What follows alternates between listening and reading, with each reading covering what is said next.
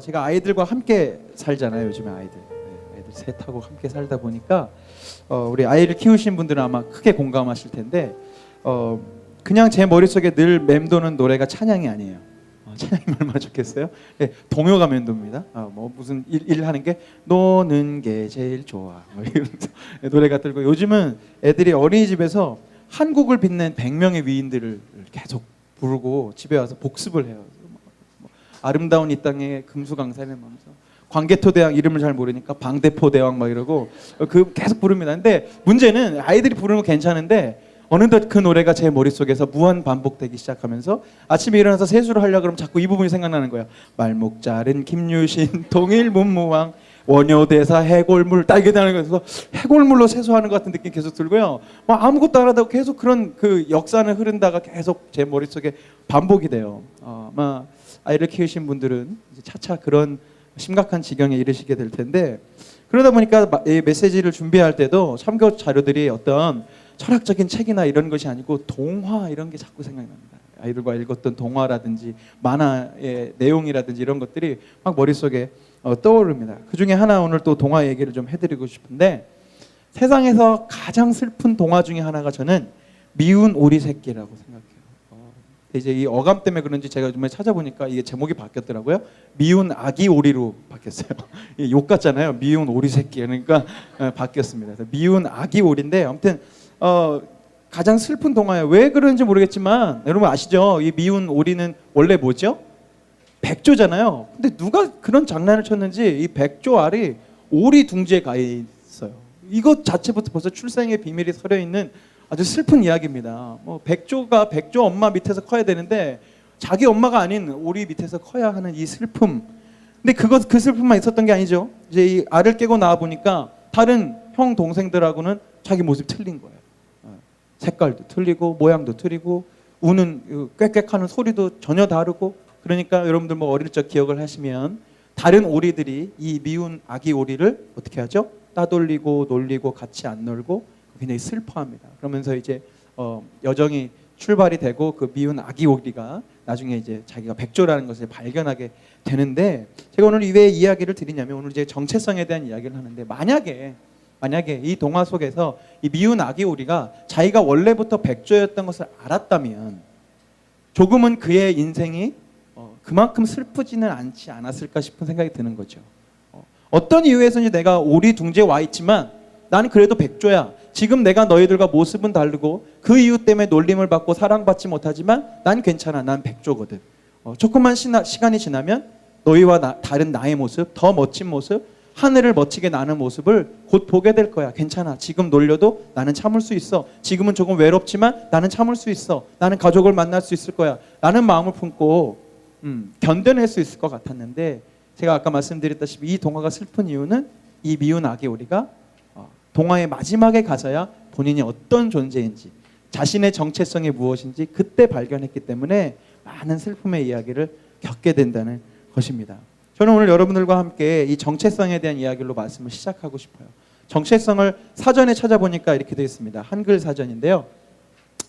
한글이니까 제가 읽어볼게요. 변하지 아니하는 존재의 본질을 깨닫는 성질 또는 그 성질을 가진 독립적 존재. 무슨 말인지 아시겠는 분? 다 아실 것 같은 표정이세요? 저는 처음에 네이버에 정체성을 쳐서 굉장히 쉽게 설명에 대해서 이제 여기서부터 말씀을 풀어가야지. 정체성이란 여러분 이런 겁니다라고 말씀을 준비하려고 했는데 딱 읽는 순간 이게 무슨 말이야? 에? 변하지 아니하는 존재의 본질을 깨닫는 성질.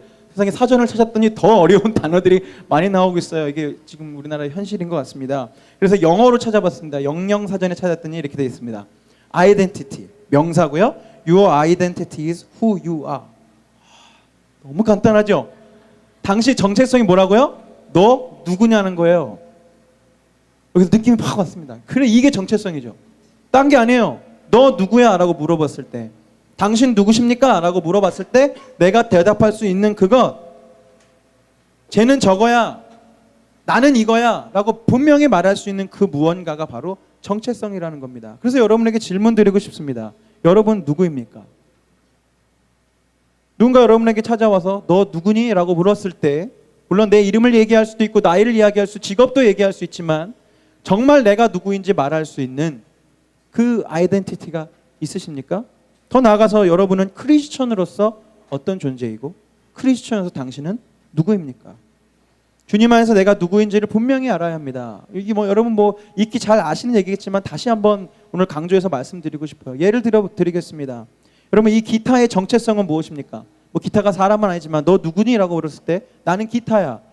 기타는 뭐 하는 건데? 그럼 줄을 튕겨서 나는 아름다운 화음을 만들어내는 존재라는 정체성을 지니고 있죠. 그런데 만약에 이 기타의 정체성을 우리가 알지 못한다면 이 기타는 그저 나무통에 지나지 않습니다. 날이 추워지면 그냥 땔감으로 쓰일지도 몰라요. 왜요? 정체성을 모르기 때문에.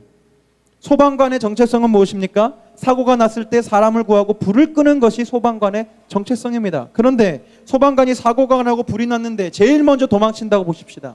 여러분, 우리는 그런 소방관을 보고 잘한다고 칭찬할 수 있겠습니까? 아니죠. 일반 사람이 불이 나서 도망가고 사고가 나서 도망가는 건 당연한 일입니다. 그러나 소방관이 도망치면 문제가 생겨요. 왜요? 소방관이라는 정체성이 있기 때문에. 너 누구니라고 물었을 때 나 소방관이야 라고 대답하는 순간 나의 정체성을 결정되는 것입니다. 이제 추석이죠. 추석인데 제가 목사님께 얘기 들으니까 예은이도 이번에 안 내려가고 학교에서 공부한다고 그렇게 했는데 저도 그랬던 것 같아요. 지금 말씀을 준비하다 보니까 고3 때 추석 명절이 굉장히 길었던 것으로 기억나는데 친척집 안 다니고요. 학교에 모여서 아이들끼리 모여서 농구를 했습니다. 예은이는 농구 안 하니까 걱정 없는데 남자분들은 그렇게 같이 모이면요 공부를 할 것 같은 농구를 했어요. 농구를 열심히 2박 3일 내내 공부도 물론 조금씩 했겠지만 더 농구를 더 많이 했던 것 같습니다. 그때 제가 배구 선수 김세진 선수를 봤어요. 고3 때. 저희 고등학교에 그 친척집이 거기 근처에 있었는지 자기 친척 동생들하고 아무튼 3인가 4명이 이렇게 농구를 했는데 딱 보니까 배구 선수 김세진 선수. 그러니까 같이 하지는 못했고 거기 이제 한 코트에서 그 선수가 농구를 자기 친척들하고 하고 있었고 저희들은 친구들하고 농구를 하는데 이제 자꾸 저희들이 보는 거죠. 배구 선수니까 키도 엄청 크더라고요. 키도 엄청 큰데 농구는 또 얼마나 잘할까라고 봤는데 세상에 농구를 별로 못하는 거예요. 슛도 되게 어설프게 막 넣고 드리블도 잘 못하고 그런 모습을 봤습니다. 그래서 저희 친구들끼리 막 괜한 자부심, 내가 배구 선수 김세진보다 농구를 좀 더 잘하는 것 같아 라는 느낌을 가지고 교실로 돌아왔던 아주 그런 어처구니 없는 상상을 했는데 여러분, 배구 선수 김세진 선수가 농구를 못한다고 해서 누가 뭐라고 할 사람 있을까요? 없을까요? 없죠. 철부지 고3들이나 배구 선수가 농구 못한다 그러지 누가 배구 선수 김세진한테 농구 못한다고 뭐라 그래요? 배구를 잘하면 그만이죠. 왜요? 배구 선수 김세진의 정체성은 배구 선수이기 때문에. 김세진 씨, 당신은 누구입니까? 나는 배구 선수입니다 라고 얘기하는 순간 배구 선수가 잘하는 것을 잘하면 그만인 거예요. 그럼 정체성이란 이런 것입니다. 누군가 나에게 혹은 스스로에게 넌 그리스도인이니? 라고 물었을 때 내가 누구인지에 대해서 분명한 사람은 그것에 맞게 살아가게 되어 있는 겁니다. 그런데 우리는 죄인이기 때문에 자꾸 그리스도인으로서의 정체성을 잊어버려요. 여기서 아마 수십 년 신앙생활 하신 분 많으실 텐데 말씀을 들을 때마다 큐티를 할 때마다 여러 가지 신앙의 루트들을 통해서 여러분들의 정체성을 계속 들으셨을 겁니다. 이번 4주간의 제목을 한번 주보해서 보십시오. 여러분 처음 듣는 거 있으세요? 없을 겁니다. 한 번쯤은 말씀을 통해서 찬양을 통해서 내가 어떤 존재인지 내가 누구인지 다 알고 계시는 내용이에요. 그런데 여러분들은 그 내용들을 잊지 않고 여러분의 삶으로 적용하고 계십니까? 한번 스스로에 물어보세요. 혹시 여러분은 배구 선수니 자꾸 골프 연습하는데 정신 팔려 계시진 않습니까? 여러분은 소방관인데 사고가 나면 제일 먼저 도망치는 사람이 되어 있지는 않습니까? 우리가 그리스도인에서 정체성을 잊어버리면 지금 말한 것 같은 이런 모습들이 여러분의 삶에서 일어날 수 있다는 거예요. 성경은 우리가 하나님의 자녀라고 이야기합니다. 요한복음 1장 12절에 잘 아시는 말씀이죠. 그러나 그를 맞아들인 사람들 곧 그 이름을 믿는 사람들에게는 무엇이 돼요? 하나님의 자녀가 되는 특권을 주셨어요. 아멘. 로마서 8장에 또 이런 구절이 있습니다. 여러분은 또다시 두려움에 빠뜨리는 종살이의 영을 받은 것이 아니라 자녀로 삼으시는 영을 받았습니다. 그래서 우리는 그 영으로 하나님을 아빠, 아버지로 부릅니다. 아멘. 아멘. 이것이 구원이고 이것이 은혜이고 이것이 복음 맞습니다. 그런데 오늘 저는 여러분에게 하나님이 우리에게 아버지가 되셔서 우리에게 얻을 수 있는 좋은 일들에 대해서는 말씀드리지 않겠습니다. 여러분 잘 알고 계실 것이고 아버지신 하나님이 우리를 돌보시고 지키시는 것은 은혜이고 당연한 일이지요. 그러나 오늘 제가 여러분들에게 나누고 싶은 것은 무엇이냐면 그러한 이유들 때문에 하나님 나의 아버지 되셨어, 나를 지켜주실 거야, 나를 붙잡아 주실 거야, 나를 인도해 주실 거야 라는 그 복음을 우리가 지난 2달 동안 나눈 것처럼 우리가 일그러지게 듣고 있다는 겁니다. 무엇이냐? 나를 위한 아버지로서의 하나님만 자꾸 기억하는 거죠. 그러니까 하나님이 어떻게 되시냐? 나의 보디가드가 됩니다. 하나님 아버지시니까 나 지켜주실 거죠? 나 지금 갑니다. 어디 갑니다. 하나님 나 지켜주세요. 보호해 주세요. 심부름꾼이 됩니다. 하나님 나 이게 필요해요. 하나님 나 지금 이 상황 열어주셔야 될 것 같아요. 심부름꾼을 만들어 버립니다. 더 심지어는 하나님을 돈 벌어다 주는 사람 정도로 생각하죠. 하나님 내 당신을 위해 일할 테니까 나 먹고 사는 거 책임지세요. 이게 믿음의 말인 것 같지만 믿음이 아닌 겁니다. 왜요? 우리가 말씀을 통해 계속 들었지만 하나님을 지금 나의 도구로 삼는 거예요. 하나님이 나의 아버지 되신 것이 더 그 깊은 의미에 대해서 생각하지 않고 아버지시라고 하니까 내가 생각했던 그 아버지 책임지셔야지, 돌봐주셔야지, 지켜주셔야지, 인도해 주셔야지 라고만 생각하는 겁니다. 하나님이 아버지시기 때문에 그러니 우리는 어떻게 생각해요? 하나님께 막 해도 되죠. 하나님 나 버리시겠어? 하나님 나 아버지시라는데 내가 이렇게 살아도 하나님 나 버리시겠어? 물론 버리시지 않으시죠. 그러나 여러분 그게 일그러진 복음입니다. 우리 말씀 드린 대로 하나님이 나의 아버지시기에 우리는 그분으로부터 받는 사랑을 감사해야 하고 그 은혜를 누리는 거 맞습니다. 그러나 동시에 우리는 그분을 나의 아버지로서 경외하고 존중해야 해요. 이곳에 계신 권사님, 우리 장로님들은 아마 아버지의 의미를 이런 의미로 더 많이 아실 겁니다. 그 당시에 아버지는 존경해야 하고 아버지의 말씀이라면 내가 싫어도 따라야 하는 것이 맞았죠. 그러나 저희 세대들은 어떻습니까? 아버지, 물론 아버지를 어려워하는 분들도 계시겠지만 저만 해도 아버지는 어렵고 경외할 존재라기보다는 편한 존재예요. 아빠한테는 부탁하면 그만이고 뭐 안 되면 아빠한테 이야기하면 되고 뭐가 부족하면 아빠한테 얘기해서 용돈 받았으면 되고 그랬던 아빠의 개념입니다. 그러나 성경이 기록될 당시에 아버지는 그냥 그런 아빠가 아니에요. 솜사탕 사주고 놀이공원 데려가는 그런 아빠가 아니라고요. 그 당시에 아버지는 자식의 주인이었습니다. 자녀는 아버지의 노예는 아니었지만 그와는 별반 다르지 않은 의미를 가지고 있었어요. 자녀는 아버지가 하는 일을 군말 없이 도와야 했습니다. 예수님이 그러셨잖아요. 예수님은 공생애를 시작하시기 전에 무엇죠? 목수였습니다. 어부가 아니었어요. 왜 목수셨을까요? 다른 이유 있나요? 아니죠. 그의 육신의 아버지였던 요셉이 목수였기 때문에 군말할 거 없이 두말할 거 없이 그저 아버지의 종이 된 겁니다. 아버지가 목수일을 하니까 아들인 예수님도 목수일을 하는 거예요. 성경학자들이 이야기들이 아버지 요셉이 아마 예수님이 어렸을 때 돌아가신 것 같다고 예측하는데 돌아가신 이후에도 어머니 마리아를 돕기 위해서 예수님은 여전히 목수일을 하셨던 거예요. 왜요? 자녀는 아버지의 종이기 때문에 그렇습니다. 다시 말해서 자녀란 돌봄을 받는 종이란 뜻이 돼요. 여러분 꼭 기억하십시오. 우리의 존재, 우리의 정체성, 우리는 어디까지만 봐야 늘 자녀란 돌봄을 받는 존재. 내 하나님의 자녀니까 하나님의 돌봄을 받는 존재. 오케이, 할렐루야, 우리 은혜 넘치네. 여기까지만 멈춘다는 거죠. 그러나 그것이 아니라는 겁니다. 우리가 학대를 받지 않고 무시를 당하지 않고 우리의 인권을 아주 잃어버리지 않은 선한 목자 되시고 좋은 아버지 되시는 하나님의 그 돌보심을 받는, 근데 마지막은 뭐라고요? 종이라고요. 끝에 마침표가 종이라고. 여러분 그리스도인은요 예수님을 주님으로 고백하는 사람들입니다. 제가 오늘 말씀을 전하다 보니까 오늘 부른 찬양에서도 계속 그 단어들에 집중했는데 여러분들 아마 오늘 찬양 같이 처음부터 끝까지 다 부르셨다면 아마 주님이란 단어를 100번도 넘게 부르셨을 거예요. 한 찬양 중에 지금 주님, 주님만이 나의 삶의 이유 뭐 계속 나옵니다. 그리스도인들은 예수님을 뭘로 부르는 존재라고요? 주님. 사도행전 2장 36절에 여러분들이 평생토록 잊지 말아야 할 구절 하나가 있습니다. 그렇죠? 같이 읽겠습니다. 시작. 그러므로 이스라엘 온 집안은 확실히 알아두십시오. 하나님께서는 여러분이 십자가에 못 박은 이 예수를 주님과 그리스도가 되게 하셨습니다. 아멘. 베드로는요, 복음을 전하면서 유대인들에게 예루살렘 광장에서 십자가에 못 박았던 그 예수님을 무엇으로 소개하고 있어요? 주님과 그리스도. 우리는 그저 쑥 스쳐가며 읽었던 구절입니다. 당연하니까 예수님 주님이시고 그리스도시니까.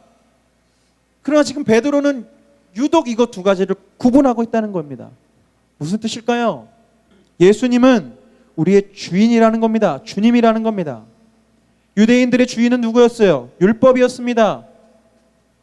율법이 이야기하는 하나님이 그들의 주인이었습니다. 그럼 누가 주인이라는 거예요? 예수님이 주인이라는 겁니다. 또한 유대인들에게 누가 주인이었습니까? 로마의 황제가 주인이었죠. 지금 식민 통치를 받고 있기 때문에. 누가 주인이라는 얘기예요? 예수님이 주인이라는 거예요. 그리고 그리스도는 무엇이냐? 이 메시아, 유대인들은 아주 잘 알고 있었죠. 구원자라는 뜻입니다. 우리를 이 어려움에서, 이 죄악과 어려움과 이 상황 속에서 우리를 구원해 줄 이가 누구라고요? 예수라고요. 근데 오늘 한국교회는 뭐만 남았는지 아세요, 여러분? 그리스도만 남았어요. 주님은 말로만 주님 주님 하지, 나의 예수님의 이미지를 그려보면 그리스도만 남았다고요. 무엇이에요? 나를 구원하시고 나를 위로하시고 나를 도와주시는 그리스도만 있는 거예요. 주님은 없어요. 왜요? 예수님이 나의 주님 되시려면 당연히 내가 무엇이 되어야 됩니까? 내가 종이 되어야 하잖아요. 내가 이제 주님의 말을 들어야 되잖아요. 근데 그런 개념은 없고 그리스도만 있는 거예요. 나의 구원자, 나의 피난처, 나의 반석, 나의 요새, 나를 도와주시는 분. 그러니까 늘 예수님도 나를 위한 예수님이고요, 천국도 나를 위한 천국입니다. 예전에도 제가 말씀드린 것 같은데, 천국 다녀온 간증 들어보면 죄다 황금길에 집에 차가 여러 대 있고 대궐 같은 집에서 살다 왔다는 얘기가 간증처럼 쏟아지죠. 여러분, 그런 천국 물론 가고 싶을 수도 있겠지만 가만히 보면 그런 천국에 대한 이미지를 다 그려놓은 걸, 그림을 다 그려놓고요, 거기에 예수님 없어도 돼요. 왜요? 대궐 같은 집이 있고 황금의 길이 깔려 있고 집에 차가 여러 대인데 예수님 무슨 필요 있습니까? 그런 천국에 내가 살고 있으면. 물론 예수님 있으면 너무 좋지만, 그럼 그런 천국에 지금 가셨다고 쳐보세요. 예수님 없어도 되잖아요. 거기 내가 갖고 싶은 거 다 거기 있는데. 예배 또한 나를 위한 예배를 고집하지요. 내가 원하는 찬양, 내가 좋아하는 설교자, 내가 좋아하는 예배 형식. 우리 교회는 그렇게 하지 않지만 여러분, 우리 교회 전통적인 예배 형태를 다시 바꿔가지고 여러분 앉았다 일어났다 몇 번씩 해보십시오. 물론 그 형식이 몸에 편하신 분들 계시겠지만 많은 분들이 불평할 겁니다. 예배 시간에 몇 번 일어나는 거야. 왜요? 내가 원하는 예배 스타일이 있다는 거예요. 교회 역시 나를 위한 교회를 섬기죠. 교회를 쇼핑하는 시대 아닙니까? 불편함을 주는 교회는 등록 안 합니다. 교회 선택의 기준이 주차장이 있느냐 없느냐, 엘리베이터가 있느냐 없느냐, 각종 편의시설이 있느냐 없느냐로 결정될 거예요. 왜요? 우리는 예수님을 영접할 때, 예수님을 믿을 때 성경은 분명히 두 가지로 얘기했는데, 주님과 그리스도로 영접하라고 얘기했는데 우리는 그리스도 한 가지만 영접했기 때문입니다. 여러분, 우리는 예수님을 주님으로 고백할 수 있어야 합니다. 아멘? 그런데 중요한 게 있어요. 저도 예전에 알았죠. 아시다시피 저는 모태신앙이고 고등학교 때부터 이 길을 가겠다고 마음먹었던 사람 아니겠습니까? 예수님을 주님으로 고백하는 거 왜 모르겠어요? 그리고 대학 들어가서 저는 제가 믿고 있는 것이 정말 제대로 믿는 것인지 나름 이성적으로 판단해보고 고민해보고 했단 말이죠. 그 당시에 제가 제자 훈련을 받을 때 이런 얘기를 들었습니다. 종윤아, 너가 예수님을 믿는지 아니면 네 안에 성령님이 계시는지 증명할 수 있는 것이 있다. 아, 뭔데요? 그때 어떤 형 둘에게 제자 훈련을 받았거든요. 뭔데요? 너가 예수님을 주님으로 고백할 수 있으면 넌 구원받은 거고 너 안에 성령님이 계시는 거야 라고 하면서 이 구절을 보여줬어요. 그 형들이. 고린도전서 12장 3절. 그러므로 나는 여러분에게 알려드립니다. 하나님의 영으로 말하는 사람은 아무도 예수는 저주를 받아라 말할 수 없고, 또 성령을 힘입지 않고서는 아무도 예수는 주님이시다라고 말할 수 없다. 그래서 주님이라고 해보래요. 당연히 되죠. 평생을 주님으로 불렀는데 뭐 노래도 하고 찬양도 하고. 주님이라고 고백할 수 있다. 그러니까 종이 너 안에 성령님 계시다고. 그런데 여러분, 주님이라고 말할 수 있기 때문에 나는 구원받았고 나는 내 안에 성령님이 계신다라는 것은요, 이런 무슨 너 물구나무 한번 서봐, 물구나무 서지면 너 예수 믿는 거구나. 이런 되고 안 되고의 문제의 차원이 아니었던 것입니다. 제가 오랜 시간 동안 착각하고 있었어요. 그래, 나 예수님 저주하지 않아. 나 예수님 주님이라 고백할 수 있어. 나는 처음부터 됐으니까 잘 모르겠지만 아마 안 되는 사람도 있나 봐. 예수님 정말 영접 안 하면 아마 주님이라 고백을 못하는 사람이 있겠지라고 상상했는데, 지금 고린도전서에 적힌 이 구절은 너가 주님이란 단어가 나오세요? 안 나오세요? 돼요? 안 돼요? 이 개념이 아니었더라고요. 한 책을 보니까 이런 내용이 있습니다. 제가 읽어드릴게요. 예수님을 주님으로 고백해야 한다고 강조한 바울의 말이 무슨 의미인지 이해하려면 초기 교회의 그리스도인들이 그것을 어떤 의미로 받아들였는지 살펴봐야 합니다. 트라야누스 황제 시대에 비티니아 총독이었던 플라니우스는 그리스도인이라는 이유로 잡혀온 사람들을 신문에 증거를 잡아 형을 부과하기도 했고 무혐의로 석방하기도 한 일을 아래와 같이 자세히 묘사하고 있습니다. 이 플리니우스라는 어떤 사람이 사람을 잡아온 거예요. 그리스도인이라고 이렇게 불리는 사람들. 그 당시에는 예수님 믿으면 잡혀오는 시대 아니었습니까? 그래서 이렇게 잡아온 겁니다. 우리 진영 어떤 사람 데려오고 이렇게 현정 어떤 사람 데리고 와가지고 신문하는 겁니다. 근데 신문을 어떻게 했느냐? 뭐 고문하고 이런 거 아니라는 거예요. 이렇게 했습니다. 내게 몇몇 사람들을 고소하는 익명의 제보가 들어왔습니다. 그들은 신문을 당하자 전에나 지금이나 그리스도인인 적이 없었노라고 대답했습니다. 그들은 나를 따라 신들의 이름을 불렀고 폐하의 조각상 앞에서 포도주와 향으로 숭배의식을 치렀을 뿐 아니라 심지어는 그리스도라는 이름으로 욕하기까지 했습니다. 그래서 그들을 무혐의로 처리하는 것이 온당하다고 생각했습니다. 아주 간단했던 거예요. 잡아옵니다. 너 그리스도인이지? 너 예수님 믿지? 믿는다고 하면 어떻게 돼요? 사형에 처하거나 유배지로 끌려갑니다. 그러니 정말로 예수님을 믿지 않는 사람들은 어떻게 대답해요? 나 예수님 믿지 않아요. 나 당신과 함께 황제 앞에 숭배할 수 있어요. 기름을 붓고 포도주 다 따르세요. 다 할 수 있어요. 나 예수님의 이름으로 욕까지 할 수 있어요. 그렇게 하면 분명하다는 거죠. 이 로마 사람도 알았다는 거. 아, 얘 가짜네. 얘 그리스도인 아니네. 석방. 그런데 그 당시에 예수를 주로 고백하는 사람들은 어땠다는 거예요. 지금 우리가 예수님 주님이랑 고백해 보실래요? 주님? 이게 아니라고요. 내가 큐리오스 예수는 나의 주님입니다라고 고백하는 순간 나는 죽는 거예요. 죽지 않으면 끌려가는 거예요. 죽지 않으면 노예로 팔려가는 거예요. 그런 상황 속에서도 예수님을 주님이라고 고백했다는 것이죠. 그러니 여러분, 내가 예수를 주님으로 영접하고 주님으로 고백한다는 것이 그 어찌 쉬운 일이 될 수 있겠습니까? 지금 우리 이 시대에도 여러분들이 예수님을 주님으로 고백한다는 건 그만큼 삶의 무게가 담긴 일이 되어야 합니다.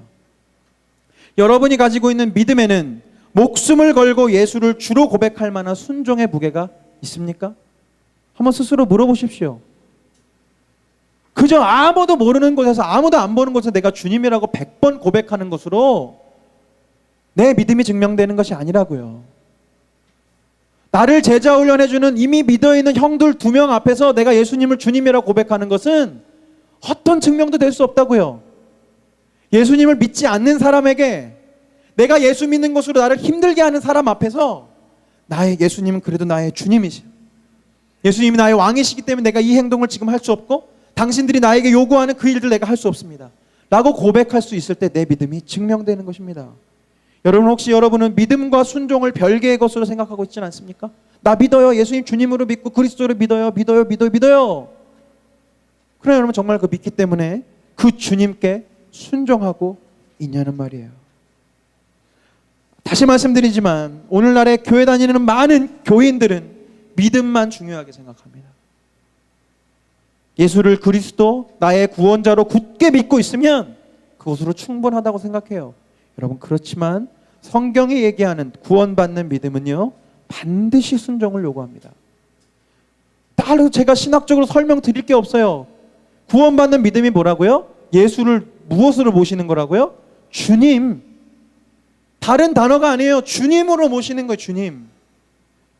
그럼 나는 그분의 종이 되어야겠다는 겁니다. 순종하는 겁니다. 예수를 그리스도로 영접한 사람, 예수를 구원자로 영접한 사람, 나의 죄를 용서해 주시고 나를 자녀 삼아주시는 그 사랑을 내가 이제 믿기로 결정한 사람은 반드시 예수를 주님이라 고백하는 자리까지, 예수님께 순종하는 자리에까지 나아가게 되어 있어요. 잊지 마세요. 우리의 정체성은 바로 그것입니다. 오늘 여러분 읽은 성경 본문에는요, 하나님께서 우리를 사셨다라고 알려주세요. 다시 한번 읽어볼까요? 제가 고린도서 7장 22절, 주님 안에서 노예로서 부르심을 받은 사람은 주님께 속한 자유인입니다. 그와 같이 자유인으로서 부르심을 받은 사람은 그리스도의 노예입니다. 여러분은 하나님께서 값을 치르고 사신 사람입니다. 그러므로 사람의 노예가 되지 마십시오. 아멘. 아멘. 진심으로 여러분의 삶에 이것이 아멘 되기를 간절히 바라요. 주님 안에서 노예로서 부르심을 받은 사람은 주님께 속한 자유인입니다. 이렇게 기록되어 있지만 자유인의 포인트가 있는 게 아닌 바울은 지금 누구에게 속해 있대요? 주님께 속한. 주님 안에서 자유인이 있어요. 귀족도 있고 왕족도 있었겠죠. 그에게 바울이 얘기하는 거예요. 너는 자유인으로서 잘난 체 하지 말아라. 너는 그리스도의 노예다. 실제의 삶에서 노예든 아니든 우리는 결국 무슨 말이라는 거예요? 예수님의 노예라는 말입니다. 저는 우리 이 새번역 성경에 이 노예로 번역해줘서 너무 감사합니다. 종은 좀 표현이 멋있어요. 주님의 종이라 그러면 굉장히 폼이 나죠. 그래서 어느 교회에서는 대표기도 시키며 우리 사랑하신 우리 주님의 종님에게 하나님의 은혜를 베푸시고, 종 이게 님이 붙어요 막. 예. 주의 종 하면 주의 종의 길을 간대 저 사람 멋지. 종은 멋진 단어 아닙니다. 노예는 사고 팔리는 존재예요. 자기의 권리 따위가 없어요. 이 사람이 날 샀으면 지금부터 나는 이 사람의 소유물이에요. 가서 죽으라 그러면 죽어야 되고, 가서 물 떠오라 물 떠와야 되고, 그것이 노예입니다. 근데 누가 우리를 사셨다고요? 하나님이. 여러분들이 그렇게 굳게 믿고 있는 그 십자가의 보혈로 나를 구원해 주신 동시에 주님이 나를 사셨단 말입니다. 그러니 우리가 우리의 정체성을 여러분들이 깨닫게 되면 이제 여러분 누구 말을 듣고 살아야 되겠어요? 이거 초등부도 알 텐데. 그럼 제 설교 너무 쉬워서 은혜가 안 되세요? 이게 쉬워요, 여러분? 쉽죠, 개념으로는. 근데 여러분의 삶에서 이게 쉽던가요? 여러분은 찬양하고 고백하잖아요. 예수님의 피값으로 내가 다시 살아났고 내가 구원받았고 나 이제 천국 갈 수 있는 존재가 되었다고. 그 말의 그 의미는 무엇이냐면 예수님이 여러분을 사셨단 말입니다. 그러니 이제 여러분들 여러분 마음대로 살면 안 돼요. 말씀드렸잖아요. 근데 우리 예수님 정말 좋은 주인이어서 지금 길이길이 참고 계시는 거라고. 예수님이 저 같았으면 여러분들이나 저나 지금 벌써 지금 능지처참을 당하고도 모자랄 만큼 주인 알기를 무슨 강아지 알듯 하고, 그러고 우리가 살고 있지 않습니까? 여러분은 어떠세요? 내가 주님의 소유가 됐어요. 너 누구냐라고 물어봤을 때 나 하나님의 노예야 라고 대답하는 것이 여러분 어떠세요? 여러분 마음에 어떠세요? 그게 듣기 싫죠? 듣기 싫어야 정상입니다. 노예? 요즘 같은 시대에? 목사님 무슨 얘기 하시는 거예요? 내 인생 내가 사는 거죠. 주님과 함께. 주님의 영광을 위해서 내가 내 인생 멋지게 사는 거죠. 라고 생각되신다면 여러분 다시 생각하십시오. 그렇다면 여러분은 아직 그리스도인이 아닐 확률이 훨씬 높습니다.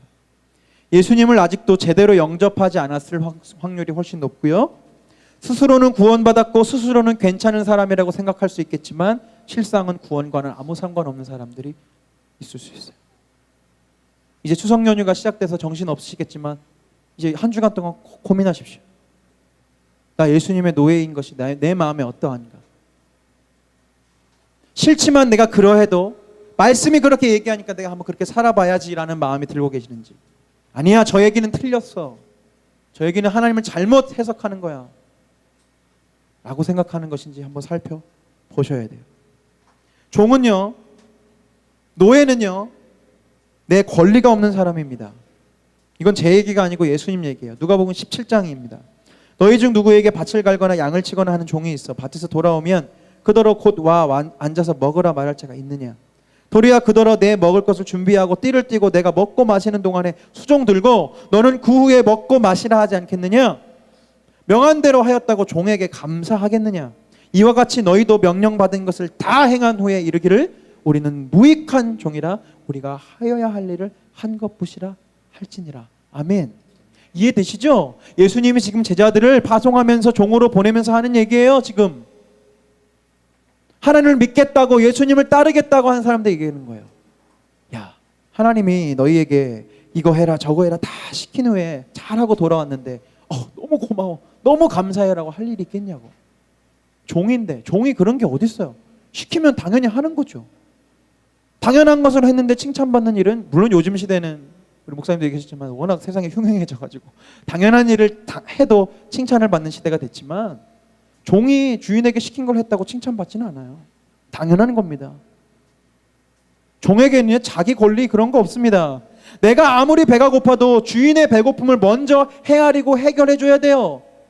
주인이 잠깐만 제가 배가 고파서 제가 먹고 저 차려드릴게요. 그냥 바로 목이 잘립니다. 내가 아무리 피곤해도요 주인이 무언가를 원하면 내 피곤함 따위 중요치 않아요. 새벽 3시까지 주인이 뭘 시켰어요. 옷을 만드는 거 시켰어요. 자려고 하는데 주인이 5시에 깨요.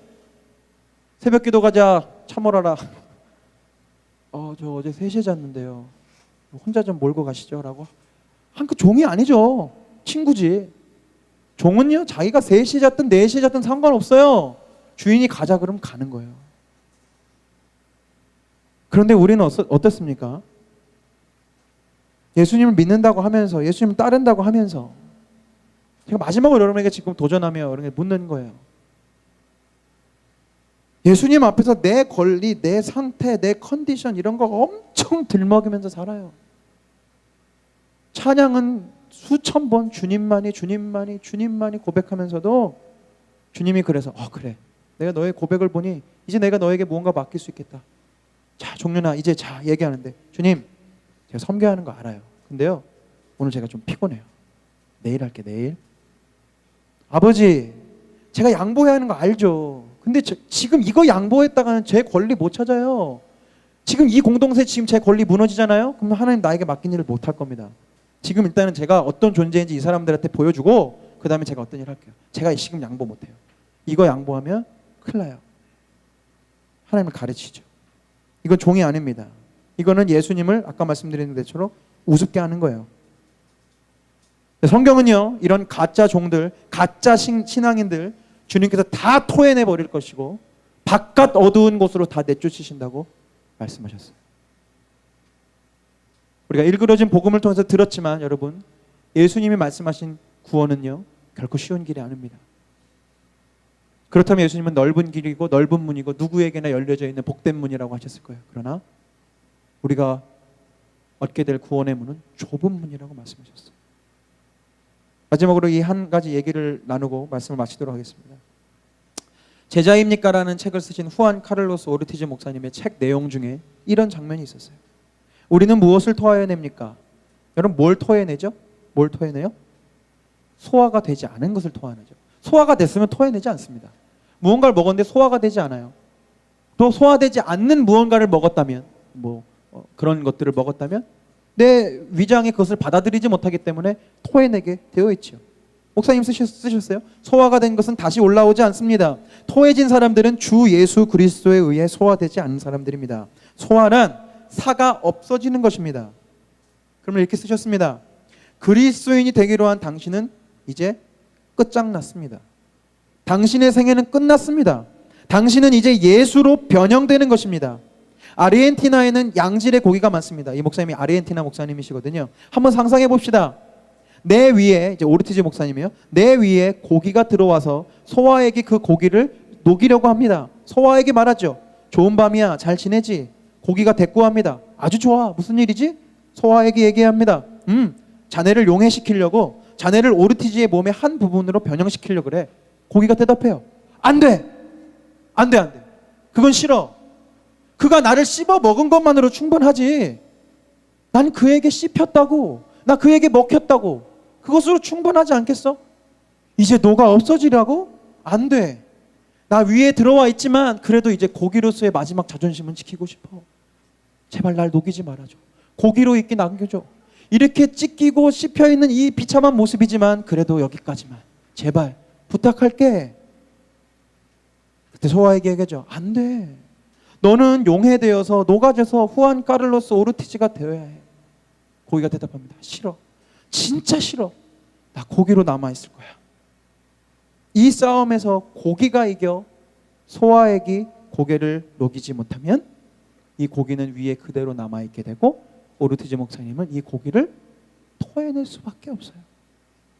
이 고기가 싫어서가 아니라 소화되지 않았기 때문에 토해낼 수밖에 없다는 겁니다. 그러나 이 고기가 자신의 자아를 내려놓고 자신의 고집을 내려놓고 소화액이 시키는 대로 온전히 녹아졌다면 이제 그는 그의 개성을 잃었지만 이제 그는 무엇이 되나요? 후안 카를로스 오르티즈 목사님의 몸의 일부분이 되는 거예요. 한낱 고깃덩어리가 이제 무엇이 돼요? 하나님의 나라를 위해서 복음을 전하고 제자 훈련의 길을 걸어가는 한 사람의 몸의 일부가 되는 것이라고요. 저는 이 비유를 제가 그 책을 읽으면서 읽을 때 이것이 정말 적절한 비유다. 오늘날의 그리스도인들은 예수님을 그리스도로 믿는 것까지만 와요. 어디에요? 내가 위로 들어오는 거죠. 맞습니다. 여러분 잘하셨습니다. 지금도 많은 사람들이 예수님의 입으로 들어오지 못하고 예수님의 위장으로 들어오지 않은 채 예수님 바깥에서 사는 많은 사람들이 있어요. 자기 마음대로. 여러분들은 그러나 예수님 영접하셨습니다. 예수님께 먹히셨죠. 들어오셨습니다. 주님 안에 있습니다. 그러나 여러분 그것으로 끝이 아니라고요. 우리가 그동안 착각하며 살았다고요. 나 주님 안에 있으니까, 내가 주님의 위장 속에 있으니까 난 이제 오케이 구원받았다. 난 이제 그리스도인이다. 나 주님 안에 있으니까 나 교회 다니고 나 이 공동체 안에, 비유하자면 지금 여러분 이 주님의 위장 안에 지금 다 들어와 계신 겁니다. 문제는 언제 진짜 그리스도인이 된다고요? 이제 이 강단에서 선포되어지는 말씀과 여러분 안에 계신 성령님께서 여러분을 녹이시고 없애시고 부수시고 여러분의 그 자아와 권리들을 내려놓으실 때, 내려놓으라고 말씀하실 때 그래서 진정으로 내려놓고 진정으로 내가 주님의 종이 되겠습니다. 내가 피곤하지만, 내 권리가 있지만, 내 지식과 경험이 있지만 내가 주님께 녹아지겠습니다라고 하는 순간 나는 진짜 그리스도인이 되는 거예요. 아멘. 사랑하는 여러분, 여러분은 주님 앞에서 누구입니까? 한번 다른 사람 말할 거 없이요, 오늘 우리 목장 나눔도 없는데 집으로 돌아가시면 한번 깊이 물어보세요. 나 주님 앞에서 누구지? 진짜 종인가? 혹시 나 예수님 그냥 친구처럼 생각하고 있지는 않은가? 혹시 나는 주님 앞에서 버릇없는 자식 아닐까? 할 건 하나도 안 하면서, 시키는 건 하나도 안 하면서, 하나님 용돈 주세요, 하나님 옷이 없어요, 하나님 핸드폰이 필요해요, 그러고 있는 철없는 자식은 혹시 아닐까?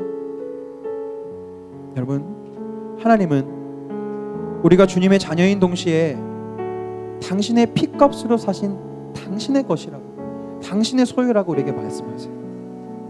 예수님은 우리의 주님이 되셔야 합니다. 그리고 우리는 주님의 종, 주님의 노예가 되어야 합니다. 이것이 우리의 정체성이에요.